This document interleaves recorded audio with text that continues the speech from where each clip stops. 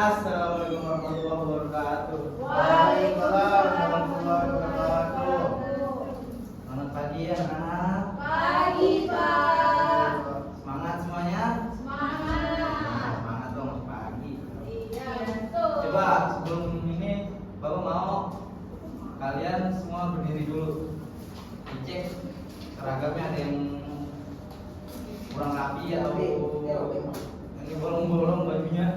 Sama dicek sampahnya sekitarnya ada sampah atau tidak. Ya, belum? Sudah, Pak. Baik, silakan dulu.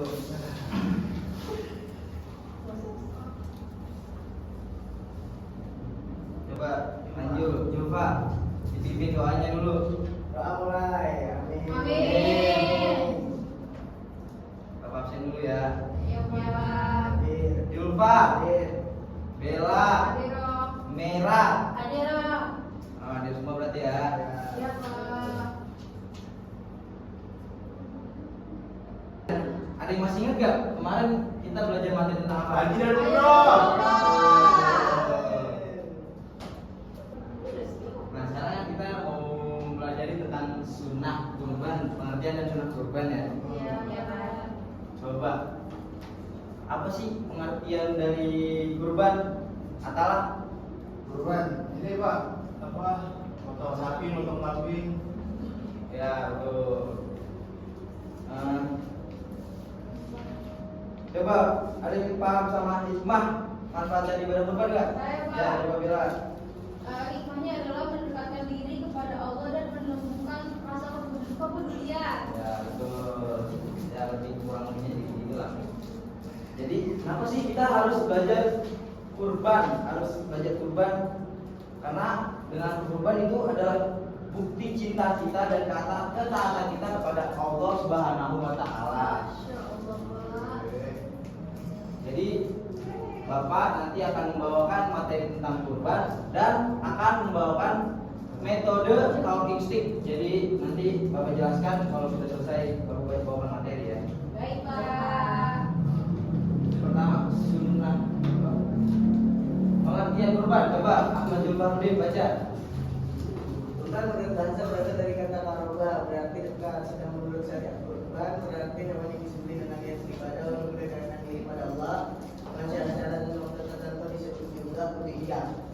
Betul. Jadi kurban itu menurut bahasa adalah koroba yang berarti dekat. Sedangkan menurut syariat kurban itu berarti hewan yang disembelih dengan niat beribadah untuk mendekatkan diri kita kepada Allah. Jangan diniatkan untuk yang lain-lain seperti pamer atau yang lain-lain lah. Lalu dengan syarat-syarat yang tertentu disebut juga rupiah. Oh, iya baik Pak. Lalu ketentuan hewan kurban, saudara Atalah dibacakan. Hewan yang boleh dijadikan kurban adalah hewan ternak seperti unta, sapi, kerbau, dan kambing atau domba. Adapun hewan-hewan tersebut dapat dijadikan hewan kurban dengan syarat telah cukup umur dan tidak cacat, misalnya pincang, sangat kurus atau sakit. Ketentuan cukup umur adalah domba sekurang-kurangnya berumur 1 tahun atau telah tanggal giginya. Kambing biasa sekurang-kurangnya berumur 1 tahun. Unta sekurang-kurangnya berumur 5 tahun. Sapi atau kerbau sekurang-kurangnya berumur 2 tahun. Hewan yang sah untuk dikurbankan adalah hewan yang tidak cacat, baik karena panjang, sangat kurus, putus telinga, putus ekornya, atau karena sakit. Seekor kambing atau domba hanya untuk kurban 1 orang, sedangkan seekor unta atau sapi atau kerbau masing-masing untuk 7 orang. Baik. Jadi hewan yang boleh dijadikan kurban itu adalah hewan ternak seperti unta, sapi, kerbau, kambing atau domba. Lalu adapun hewan-hewan tersebut dapat dijadikan hewan kurban dengan syarat telah bercukup umur atau tidak cacat. Jadi misalnya pincang, sangat kurus atau sakit itu tidak boleh dijadikan hewan kurban. Jadi lalu ketentuan cukup umur itu yang pertama domba sekurang-kurangnya berumur 1 tahun atau telah tanggal giginya. Jadi kalau enggak giginya belum muncul atau enggak berumur 1 tahun. Kalau belum berumur 1 tahun atau masih 2 bulan jadi itu belum boleh dijadikan hewan kurban. Lalu yang kedua kambing biasa sekurang-kurangnya berumur 1 tahun sama kayak domba. Kambing juga boleh dikurban itu minimal berumur 1 tahun. Lalu yang ketiga unta sekurang-kurangnya 5 tahun. Lalu sapi dan kerbau sekurang-kurangnya berumur 2 tahun. Jadi sapi dan kerbau itu sama ya, umurnya 2 tahun. Sama kayak domba dan kambing ya. Nah, hewan yang sah untuk dikeluarkan itu tidak cacat, baik karena pincang, sangat kurus, putus telinganya, putus ekornya atau terkena sakit. Jadi kalau hewan yang misalnya kambingnya bengek-bengek terus kurus, terus kupingnya kagak ada, itu kagak boleh dijadiin kurban. Karena itu jatuhnya cacat. Lalu seekor kambing atau domba hanya untuk untuk kurban 1 orang, sedangkan seekor unta, sapi atau kerbau itu masing-masing untuk 7 orang. Jadi kalau misalnya kalian mau patungan nih sama teman-teman atau keluarga, misalnya dikumpulin 7 orang, nah itu boleh beli sapi. Kalau kambing atau domba itu hanya untuk 1 orang, tidak boleh untuk 7 orang. Kornet boleh nggak Pak kornet? Nggak boleh, kornet apaan itu ya? Kornet sapi. Lalu sunnah kurban, coba merah bacakan. Sunat kurban. Pada waktu menyembelih hewan kurban disunahkan yang pertama melaksanakan sunah-sunah yang berlaku pada penyembelihan biasa seperti membaca basmalah, membaca sholawat, menghadapkan hewan ke arah kiblat, menggulingkan hewan ke arah rusuk kirinya, memotong pada pangkal leher serta memotong urat kiri dan kanan leher hewan. Yang kedua membaca takbir, Allahu Akbar. Yang ketiga membaca doa sebagaimana diajarkan oleh Rasulullah SAW. Allahumma taqabbal min Muhammadin wa ali Muhammadin wa min ummati Muhammadin. Orang yang berkorban menyembelih sendiri hewan kurbannya jika ia mewakilkan kepada orang lain, ia disunatkan hadir ketika penyembelihan berlangsung. Jadi yang pertama itu kan sunnah kurban. Yang pertama itu melaksanakan sunnah-sunnah yang berlaku pada penyembelihan biasa seperti baca basmalah, baca sholawat. Terus kita menghadapkan ke arah kiblat itu misalnya kambing. Lalu hewan apa? Menggulingkan rusuknya ke kiri. Lalu potong pada langkah lehernya. Lalu serta memotong urat kiri dan kanan leher hewan tersebut, kabat atau domba tersebut.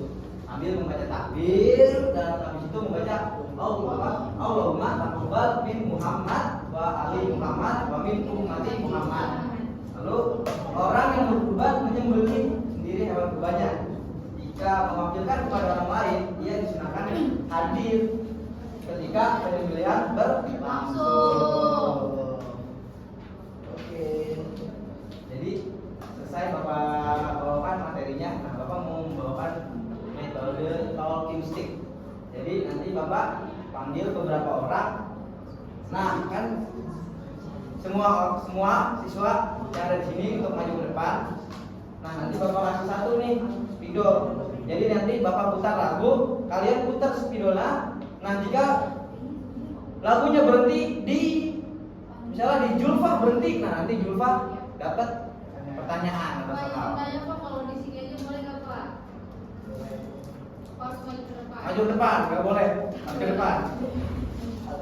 Ya, kalian malu sih. Baik Pak, kita tak. Coba maju. Semua siswa maju.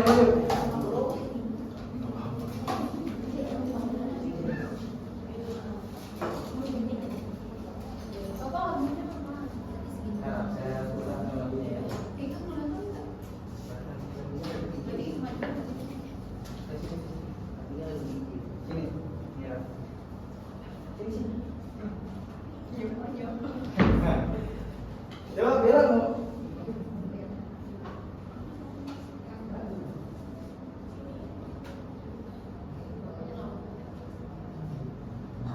Dari Bella dulu coba. Salut, sabar ya. Ya Pak. Kita jalan dulu lagunya, oke? Iya.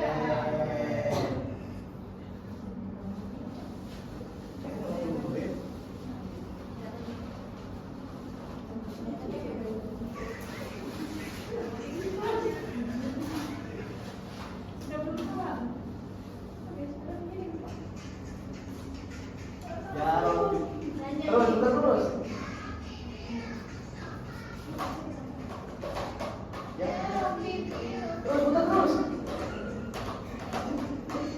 Cepat.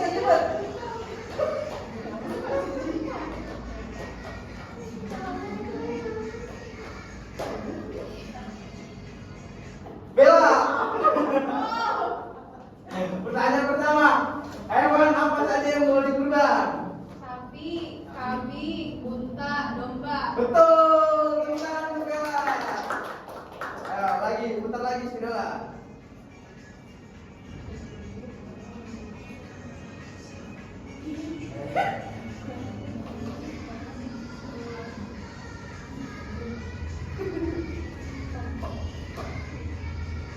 Dua lagi. Salah. Pertanyaannya yang kedua. Apa? Kita punya ular di rumah. Mau dikurbanin, boleh atau enggak? Nggak boleh. Betul. Jadi kalau kita kalian punya ular di rumah, tapi kan itu nggak boleh dikurbanin. Yang boleh yang tadi yang sudah dijelaskan. Satu lagi ya pertanyaannya. Baru juga.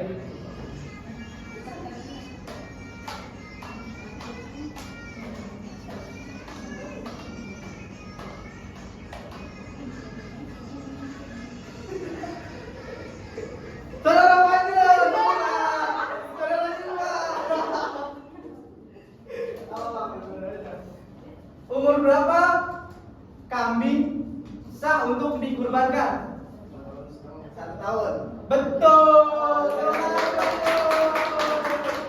Ya, silakan dulu anak-anak semuanya. Sapi 2 tahun. Jadi begitu. Ya, itu bukti cinta dan ketaatan kita pada Allah. Jadi harus berkurban.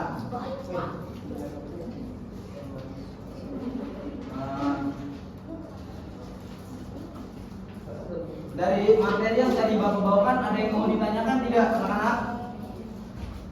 Tidak, Tidak. Pak. Nah, coba Bapak tanya lagi. Apa pengertian dari kurban? Atalah. Masih. Benar, Pak. Pengertian dari kurban itu kalau dari bahasa dari kata koroba yang berarti dekat.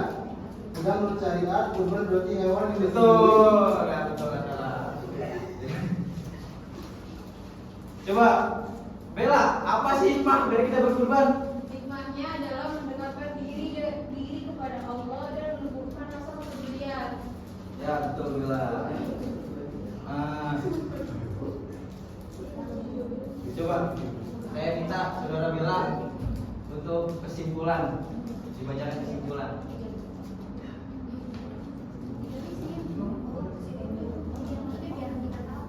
Kesimpulannya adalah kurban adalah menyembelih hewan ternak untuk mendekatkan diri kepada Allah. Hewan kurban harus cukup umur, sehat dan tidak cacat.